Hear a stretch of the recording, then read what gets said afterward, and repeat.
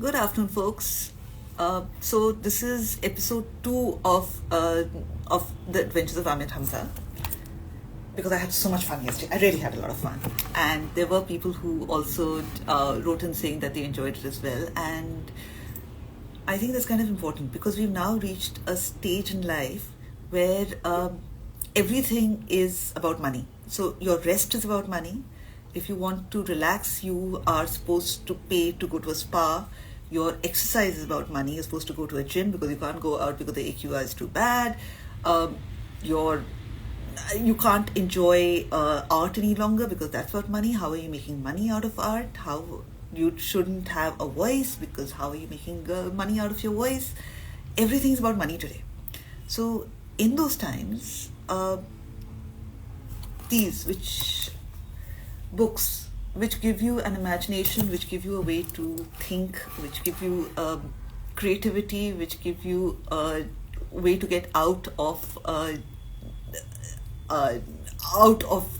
life as we know it today, they're so important. And this is a plug for public libraries because I grew up never having to buy a book. You know how it is. You're a younger sibling, you get books from all the elders. Whoever comes into town gets your book. If you're traveling out of town, you go to Wheeler. At that time, there used to be Wheeler at every airport. And you would, we didn't have airports. We traveled by train. So at every train station, when you were traveling out of town, your family would buy you lots of books. And that was the only place. Otherwise, you and the people in your neighborhood would exchange books. And this was how all of us grew up.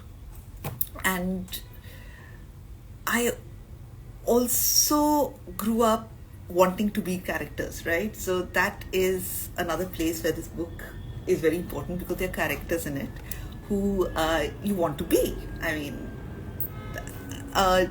Ranjit Singh ji, give me 5 minutes, I'll just finish talking a little bit more and then I'll invite you in. I've seen that you want to join the conversation. Okay, so first I'm going to start with talking about somebody who did too good a job. If you remember yesterday, I talked about Daswant, who was extremely important and whose painting is behind you during Akbar's Hamzanama. And today I'm going to talk about another artist who was a part of the Hamzanama. So this is Mir Sayyid Ali. And now, if you remember the story I told you about Humayun coming down and with a lot of Shah Tamab's artists who Shah Tamab no longer wanted to run his ateliers, he was getting old. So he brought these artists followed Humayun back to India. India always having been known as a place of learning, as a place of art, as a place of lots of money.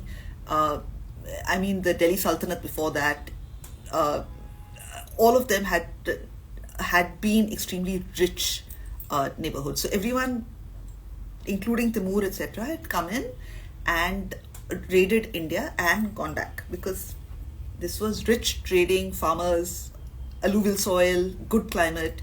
Everyone used to come out here. So these artists, even though they had no way of knowing whether Humayun would succeed in the war against his brothers, they followed him here. So one of those two main artists that we know about from Abul Fazl's book called the Ene Akbari is an artist called Mir Musawwir. And Musawwir means an artist essentially. So this was the title. And sorry, I'm getting very distracted by all my friends who are joining and I want to say hi to all of you. Okay. So Mir Musawwir comes down, but Mir Musawwir is old. So in his place, his son, Mir Sayyid Ali, is given a place at Humayun's court. And when the Tasveer Khana is formed by Akbar, the Hamzanama is handed over to Mir Sayyid Ali to run. So whether he's actually working on it himself or not, we don't know that. We know because nothing is titled by his name, but we know that he was in charge of the thing. And so the Hamzanama was started in 1562. In 1572, 10 years later, Mir Sayyid Ali had managed to complete only 4 volumes, and in each volume were only 100 illustrations. So overall, we know now that there were 14 volumes, and there were 100 illustrations to each, so 1400, and maybe about 140 still survive. But Mir Sayyid Ali, in the first 10 years, only managed to do 4 volumes with all the resources at his disposal, and he was then replaced as the head. And the next gentleman who comes in manages in 72, 5 years. By 77, he managed to complete the whole Hamzanama, which is another 10 volumes with illustrations. Okay, now why do I keep returning to the Hamzanama and Akbar's Times, etc.? Well, because I write on contemporary art. And how has this got anything to do with contemporary art, you'd ask? What do we know best about contemporary art? We know the artists, and we know the periods, and we don't know the names of the patrons. We don't know, like we did back in the Mughal times, or back to the Cholas or the Pandavas, or the any of them, or whoever made sculptures or temples, or all that art was known by the names of the patrons. In today's time, we know art not by the name of the patron, or who paid for it to be made, or where the art is now kept, whether it's kept in, whether M. Hussain is kept in the KNMA, or whether it's kept in the National Museum. It's still an M.F. Hussain. That name is what's important. In the same way, this is the first period in India's history that we know the names of the artists. The artists have written their name on the works. It's and also Abul Fazl, who is the chronicler of the king, has written the names of artists in his books, which gives a cachet and an importance to artists which is extremely rare, which has not been done in the history of India till this point. Sure, we know the names of some of the people who wrote some of the Purans, for example, or we know, or the plays, and we know Kalidasa's name, and we know, say, the Martande Puran, and we know a couple other writers. But in the history of India, we don't know the name of any painters or any sculptors. Madam, aap Hindi mein boliye. I will be talking in a mixture of languages. I cannot talk only in Hindi. These topics are something which I would find very I wouldn't be capable of doing this in Hindi. But what I will do, Ranjit Singh ji, is I will, when I put it out on YouTube, I will try at some stage to get it transcribed into Hindi. So you'll have Hindi subtitles running. But otherwise, it won't be possible for me at this point to say all this in Hindi, because also the book is in English. It would be very hard for me to translate the whole book into Hindi. Okay, so we return to the story of, so far, my hero. And I'm sure all of you will have different heroes at various times in the book. So yesterday we talked about Alkash and Bagh Jamal, and how Alkash caused the death of, the evil Wazir caused the death of Bagh Jamal, and we left it at the point where Bagh Jamal had told Alkash that if I have a son, please name him Buzurjmehr, and give some money to my wife to carry on. And now the wife has a child, and the child is called is a son, and he's called Buzurjmehr. Now Alkash doesn't give a lot of money to the family, so very little money, and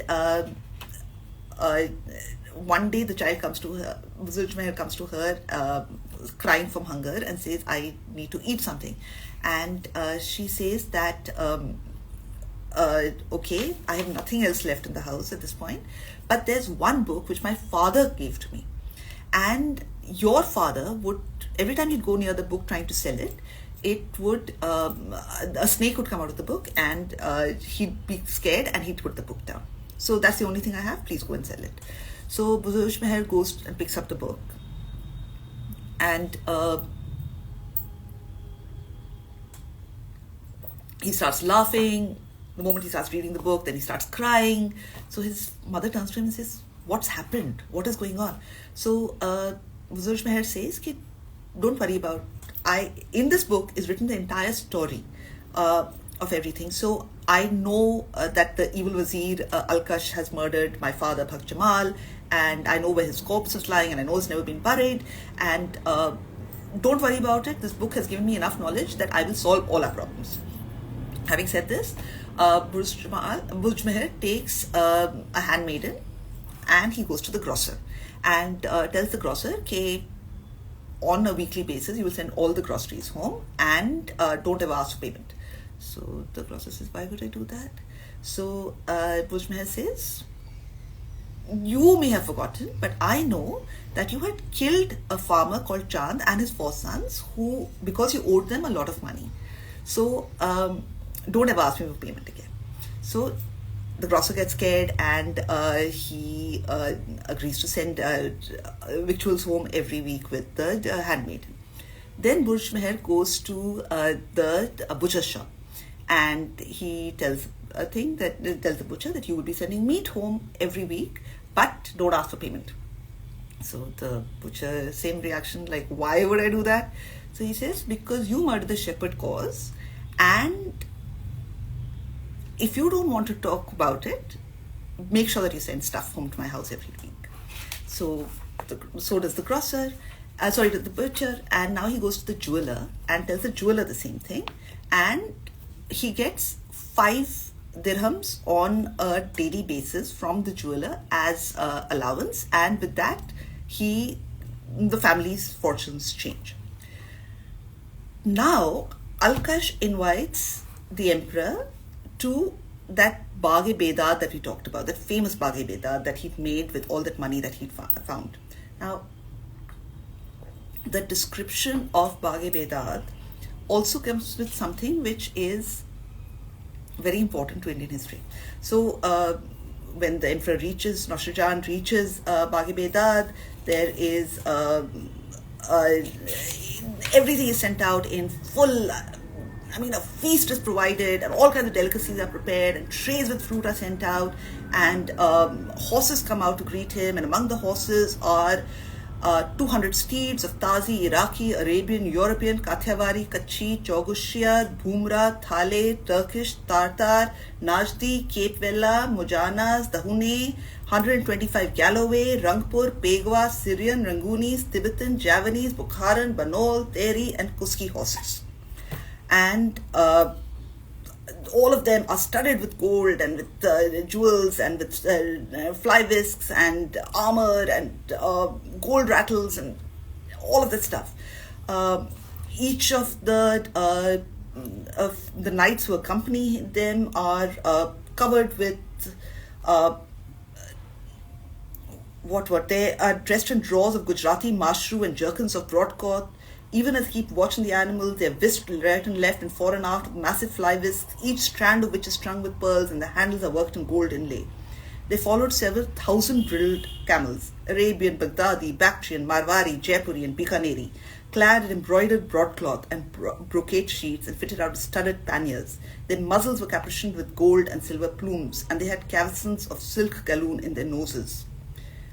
So, and among what was sent out, then were thousands of rolls of brocade, damask silks, charabut, mashru, gulbadan, delicate and elegant kerchiefs, broad-breadth mantles, turban cloths from Banaras and Gujarat, made of jamdani, kamdani, mahmudi, chandeli, shabnam, chakan, tarshumar, tar adam, muslin, gauze, neno, neksuk, and tanzeb.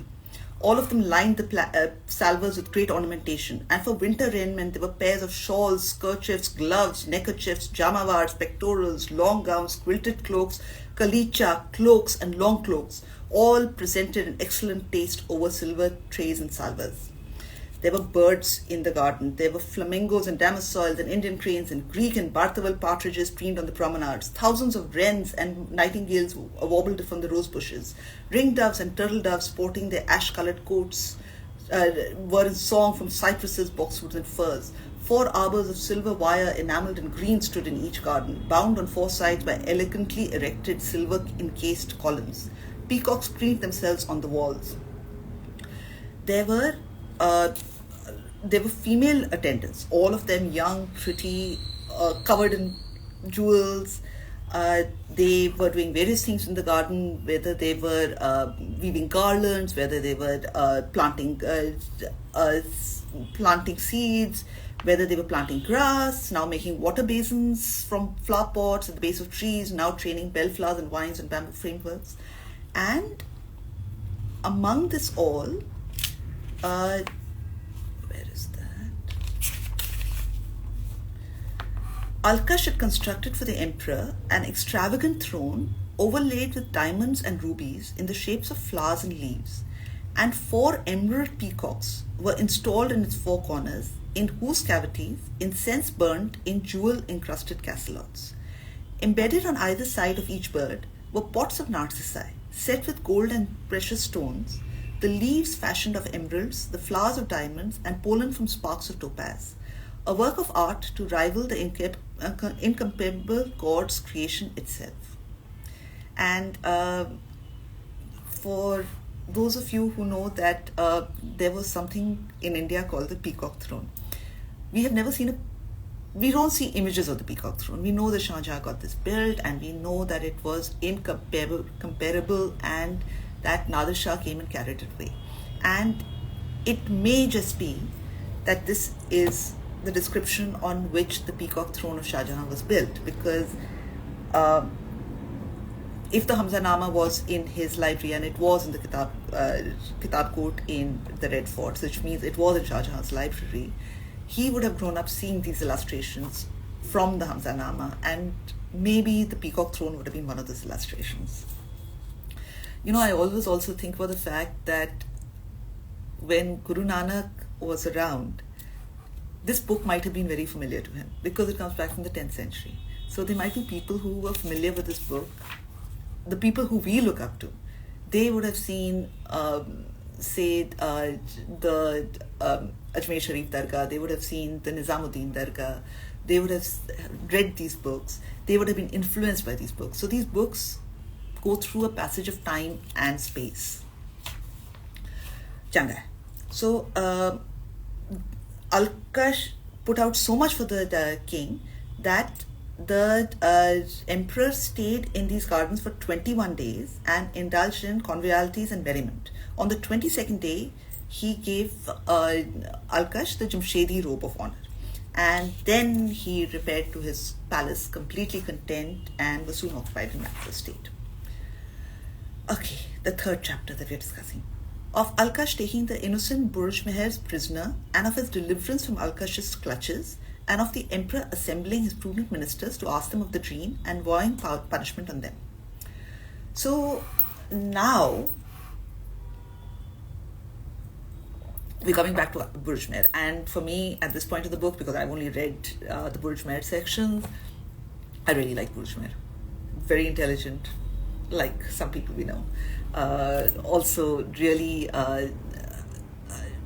humble, because he serves the emperor, and he serves the emperor well through everything that I've read. So now Buzurjmehr is he grows up a little bit, and he is extremely wise, but he is also very quiet. So now one day his mother turns to him and says, son, I want some greens. So Buzurjmehr says, fine, I'll get you some greens. So he goes to Bagh Bedadh, and when the gardener comes to open the gate, he says, be very careful. Before you touch the lock, you have killed a snake, and the female of that snake is hiding inside the lock waiting to kill you. So the gardener takes out the female, kills her, and now he's very happy with the Buzurjmehr and says, thanks to you, I have survived. So he says, Buzurjmehr just says, I need some greens. I will pay for them with pleasure, and I will be on my way. You don't need anything more for them. But the gardener says, no, I will make a present of them. You can't pay me. Now, he now goes back into the garden to get the greens, and when he's there, he kills a goat who was eating up the greens. And Buzurjmehr says, but why did you do that? You killed three goats. So gentleman says, why? I only killed one. So he says, no. She had 2 babies in her stomach and they were of such and such color. So now when the gardener goes and opens the stomach of the goat, he realizes that this is the fact, that there are 2 babies and they are of that color. So now he goes to Alkash, who has been seeing all this going on, this cutting of the bears and of the goat and everything. And Alkash says, what is going on? So he says, look, this gentleman, this is what's happening. He has told me this. So Alkash calls Buzurjmehr, and Buzurjmehr comes over and says, I am Bhakt Jamal's son, and you have been responsible for everything that's gone wrong in my life, and therefore I have become a recluse. So now Alkash is extremely troubled. He doesn't want this getting out. Also, his money will go if people know about this. So he calls his slave Bakhtiyar and tells Bakhtiyar, you have to kill Buzurjmehr.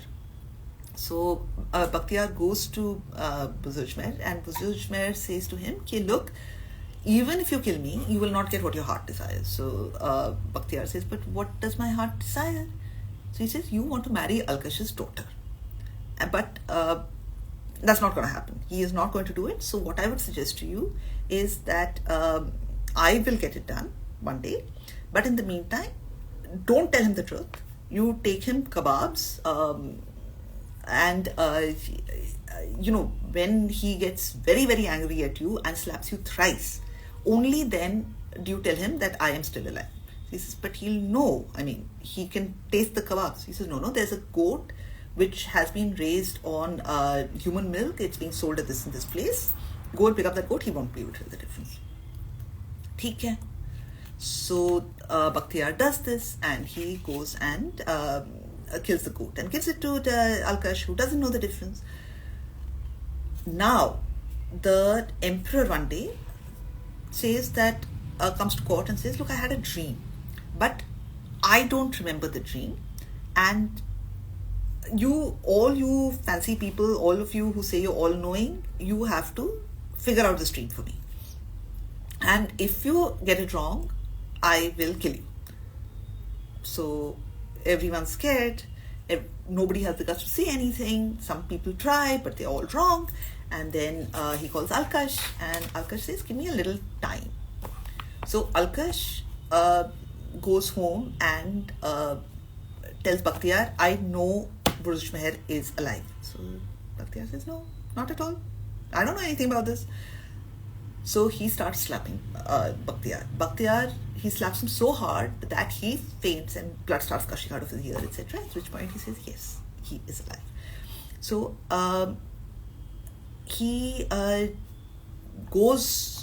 Alkash goes to Buzurjmehr's house, and Buzurjmehr says, that's fine. I know what you're here for. I understand what you have to do. Now tell the emperor that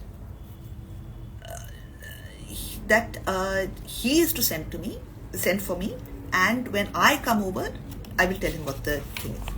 So now we finish that chapter, and of Buzurjmehr relating the emperor's dream at the appointed hour, and of Alkash life being claimed in retribution. Do not be neglectful of the retribution for your works, for a grain of wheat begets wheat, and the barley its kind. No 2 days pass alike in this world. There is no garden that could avert autumn. Now, Buzurjmehr tells the emperor, look, I can help you, but first what you have to do is you have to send some way for me to get to court, which is commiserate with my status. So the emperor sends a horse. He says, no, meri haisiyat nahi hai horse ki. I won't come with a horse. So he sends a camel. He says, meri haisiyat camel ki bhi nahi hai. I'm not a knight. So he sends a donkey.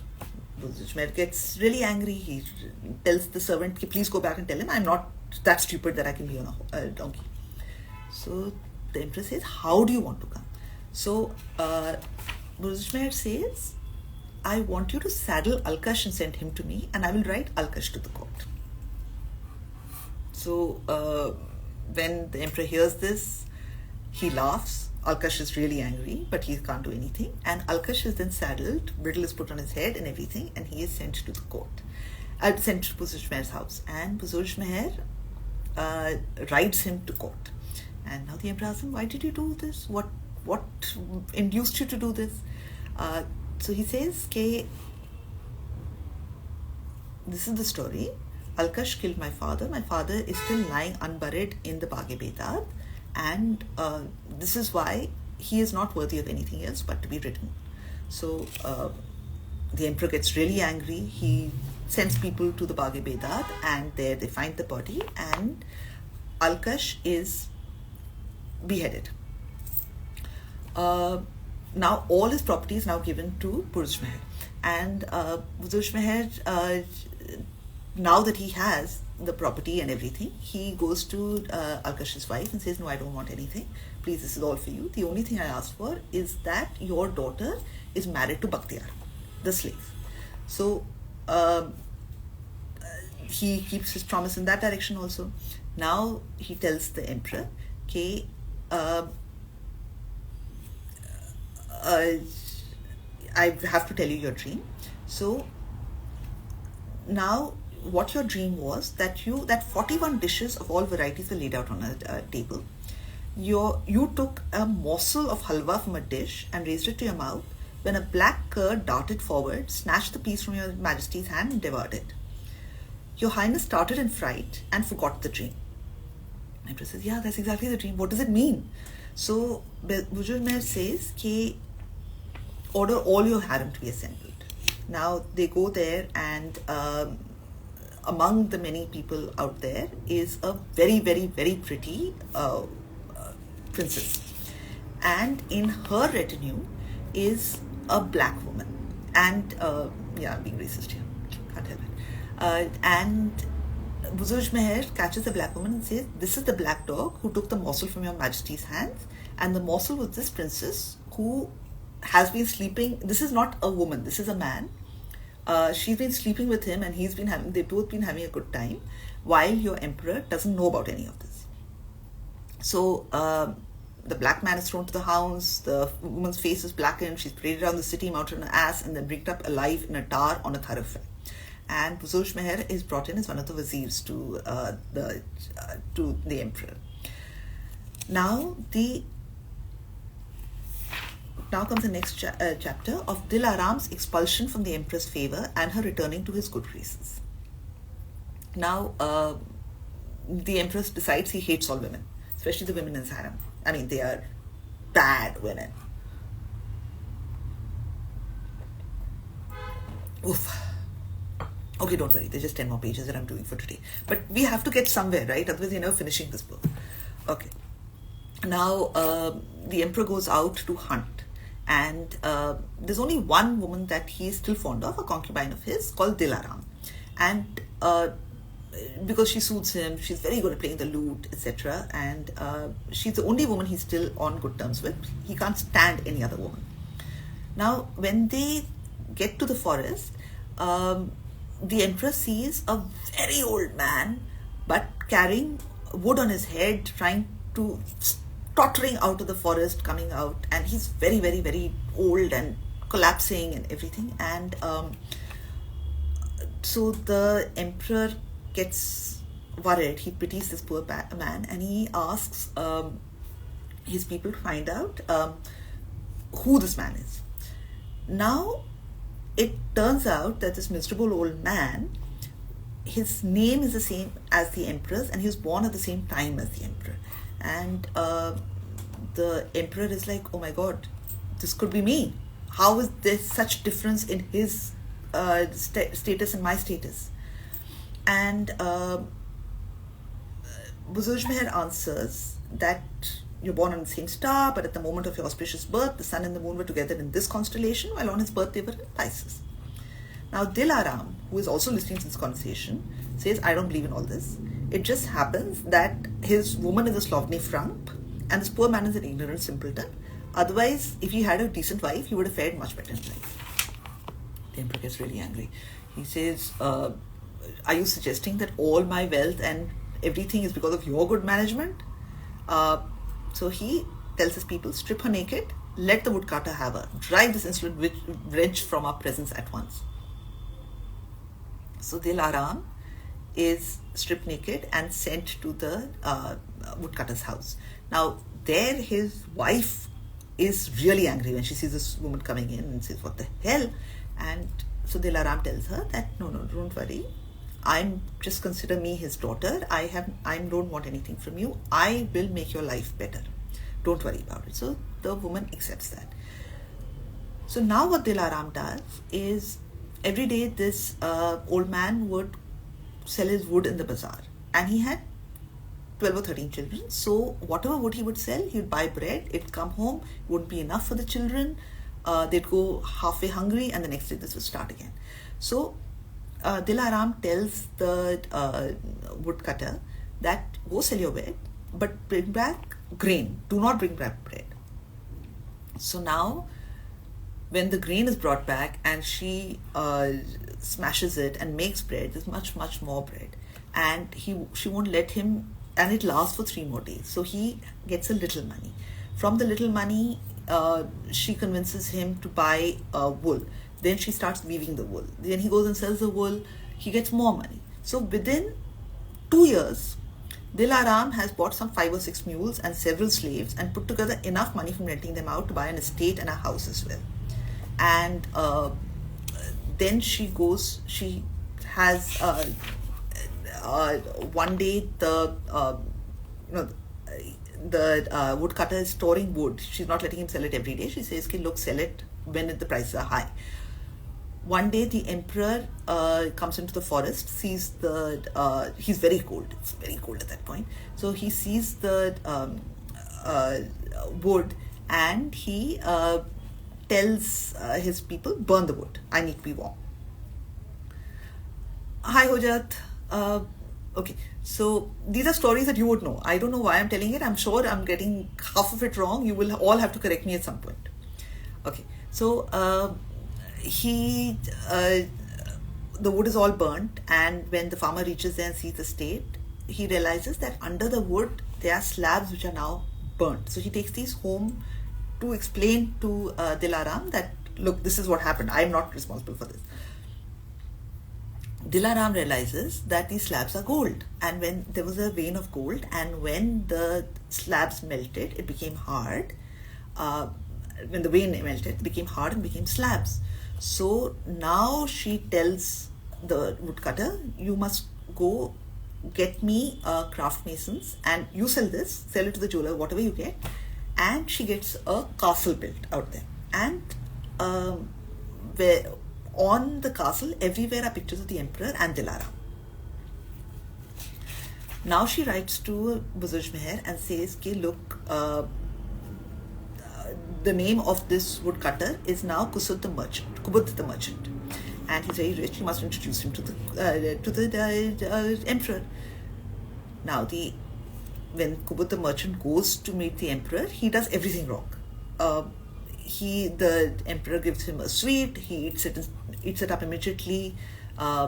Dil Aram tells him that no, the next time you go, whatever he does, whatever he gives you, you put it on his head, you take very good care of it, you bow 7 times, all this stuff. The next time he goes, the emperor gives him water from his personal bath. He gives him dal from the table, and he pours all the dal on himself and his clothes, because that's what he's been told he has to do. In any case, the emperor still likes him, thinks he's an idiot, but likes him. And so now when Dil Aram tells Kubut, invite the emperor to your house, he agrees. The emperor comes home. Now when he comes home, he finds dish after dish of the most fancy food. He finds the whole walls covered with pictures of him and Dil Aram. And he also sees this amazing looking woman who is hidden behind a lattice, and who, after all this food and all, she's calling the emperor and saying, come in. So the emperor looks at Kubut and he says, no, don't worry, this is my daughter. She is She's the one who's organized all this for you, etc. So now when the emperor goes in, he thinks his eyes are deceiving him. He says, but this is Dil Aram. And Dil Aram tells him, she bows, she flings herself at his feet, she cries copious tears, and then tells him the whole story. And at this point, the emperor is so impressed with her that he takes her back and thus ends his misogyny, and he is now changed to fondness for women. And because he's now fond of women, he is wed to his uncle's daughter, Mohtram Bano, to follow. Why is this important? Because next time we're going to discuss the birth of Noshirwan and Baghdad, and Buzurjmehr's predictions, and Noshirwan's falling in love with Meher Angez, the Princess of China. Okay, so that was it for today. It wasn't chapter 2. It was actually just 45 pages, but every chapter runs so fast. It's really interesting. It really runs. Okay, now if anyone wants to come in and hold a discussion, please.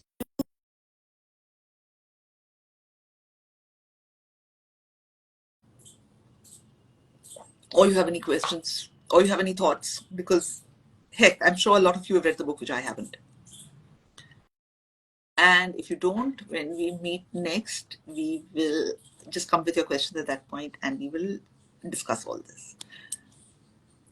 Lovely speaking to all of you, and I'm hoping you're enjoying the adventures of Amir Hamza as much as I am. Okay, bye.